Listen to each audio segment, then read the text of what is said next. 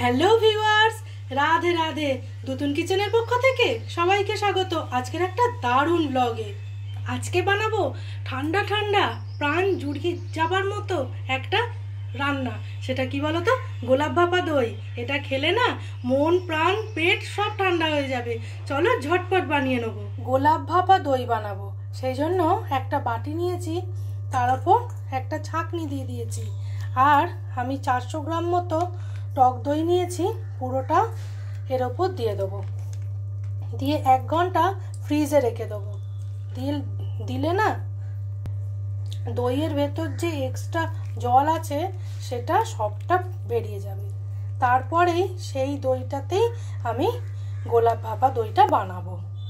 এবার ফ্রিজে রেখে দেবো। দেখো বন্ধুরা, আমি ফ্রিজ থেকে নিয়ে এসেছি দইটা, কতটা জল বেরিয়েছে। এইবার আমি অন্য একটা বাটি নিয়েছি, এর মধ্যেই আমি মেশাবো, তাই টক দইটা এর মধ্যেই দিয়ে দেবো। দেখো একদম পুরো জল বেরিয়ে চাপ হয়ে গেছে। এবার এটা আমি সরিয়ে রাখবো।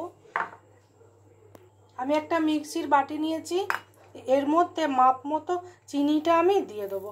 আমি এটা 400 গ্রামের জন্য ধরো বড় চামচে এই 4 চামচ চিনি দিলাম। তোমরা চিনিটা তোমাদের আন্দাজ অনুপাতে দিও। আমি তো এতে সিরাপ দেব, সেই জন্য সেটা বুঝেই দিলাম। এবার চিনি গুঁড়োটাও হয়ে গেছে।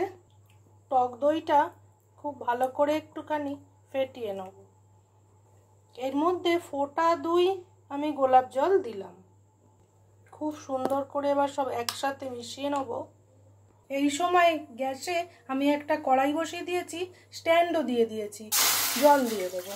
আর গ্যাসের ফ্লেমটা অনও করে দিয়েছি, জলটা ততক্ষণ গরম হতে দেবো। এইবার আমি চিনি গুঁড়োটা দইয়ের মধ্যে দিয়ে দেবো। এইবার চিনি আর দই খুব ভালো করে মিশিয়ে নেবো। নতুন কিচেনের রান্না যদি তোমাদের ভালো লেগে থাকে তাহলে প্লিজ চ্যানেলটাকে একটু লাইক, শেয়ার, সাবস্ক্রাইব করে আমার পাশে থেকো। আর বেল বাটনটাও প্রেস করে দিও। আমি যা যা রান্না আপলোড করব সবার আগে নোটিফিকেশান তোমাদের কাছে পৌঁছে যাবে। যারা ফেসবুক পেজ থেকে দেখছো প্লিজ চ্যানেলটা একটু ফলো করে দিও। তোমরা দেখলেই বুঝতে পারবে একদম ক্রিমের মতো হয়ে গেছে। এইবার আমি একটা বাটি নিয়েছি, এই বাটিটারই শেপ দেব, সেই জন্য এর মধ্যেই আমি দইয়ের মিশ্রণটা দিয়ে দেবো। সবটা এরকম চেঁচে দিয়ে দেবো। আমি একটু এরকম সেট করে দিয়েছি, আর এরকম করে একটু ট্যাপ করেও দেব। এইখানে আমি রোজ সিরাপ নিয়েছি, 1 চামচ মতো নেবো। এইবার এর ওপর ছড়িয়ে দেবো। এরকম ভাবে একটু আমি ছড়িয়ে দিলাম। একটা এরকম কাঠি নিয়েছি, একটু এরকম করে একটু ডিজাইন করে নেব।